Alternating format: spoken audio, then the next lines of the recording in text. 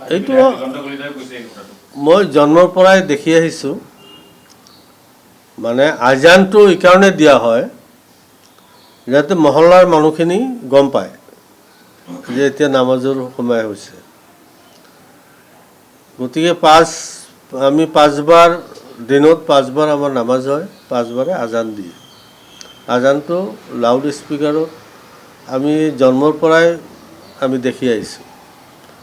তো এইটো গভৰ্ণমেণ্টে বেন কৰিলেতো আমাৰ ক'বলগীয়া একো নাই কিন্তু গভৰ্ণমেণ্টেতো এতিয়ালৈকে বেন কৰা নাই কোনোবাই মাত মাতিছে এইটো বেলেগ কথা কিন্তু চৰকাৰেতো এতিয়ালৈকে আমাৰ এই আজান বেন কৰা নাই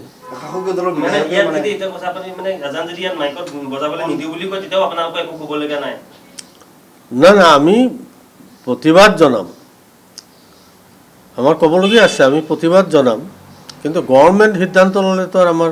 ক'বলগীয়া কিবা থাকিব নেকি কাৰণ এইটো এটা পৰম্পৰা চলি আহিছে আজি বহু বছৰৰ পৰা চলি আহিছে মই কোনো মোৰ জন্মৰ পৰাই দেখি আহিছোঁ মছজিদত 5 ওয়াক্ত নামাজত আজান দিয়ে আৰু এইটো লাউড স্পিকাৰত দিয়ে গতিকে সেইটোতো আমি চাই আহিছোঁ দীৰ্ঘদিনৰ পৰা কিন্তু হঠাৎ বন্ধ কৰি দিলে নিশ্চিতভাৱে এটা সম্প্ৰদায়ৰ ওপৰত এটা আঘাত কৰা হ'ব দুখ পাব